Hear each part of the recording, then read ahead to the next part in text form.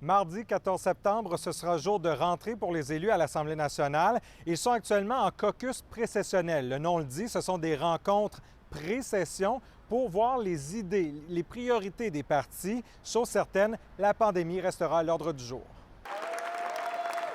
Tout le monde a son code, donc tout le monde est vacciné. On va continuer de gérer la pandémie parce que sinon, tout le reste, c'est pas possible.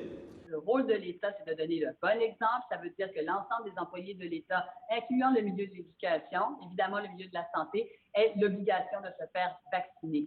À Québec solidaire, on a proposé déjà au printemps dernier une loi transitoire pour sortir de l'état d'urgence sanitaire, pour que le gouvernement, oui, ait certains pouvoirs dont il a besoin pour lutter contre le virus, mais en même temps, il faut réinstaurer la pleine démocratie au Québec. Nous, ce qu'on demande depuis le début sur chaque mesure sanitaire, c'est un débat puis une planification. Une réforme du réseau des services de garde à la petite enfance est prévue cet automne, mais il y a un enjeu de taille qui vient mettre un bâton dans les roues du gouvernement, c'est le manque d'éducatrices.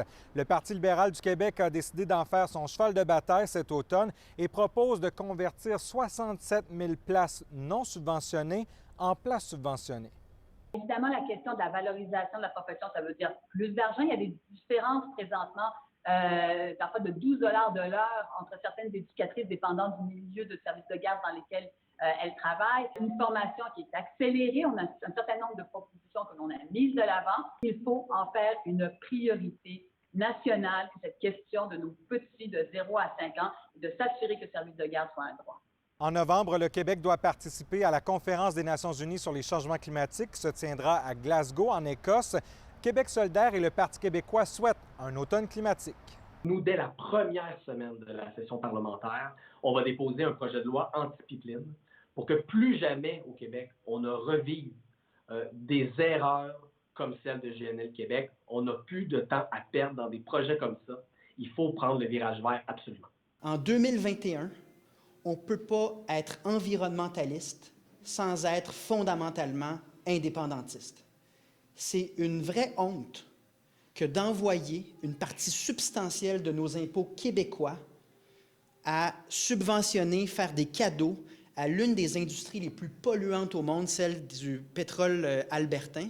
La commission sur le projet de loi 96, cette réforme caquiste de la loi 101, sera surveillée. Ça fait déjà jaser, on l'a vu cette semaine avec la commission scolaire English Montreal qui demande que la Cour suprême du Canada vérifie la légalité de cette réforme.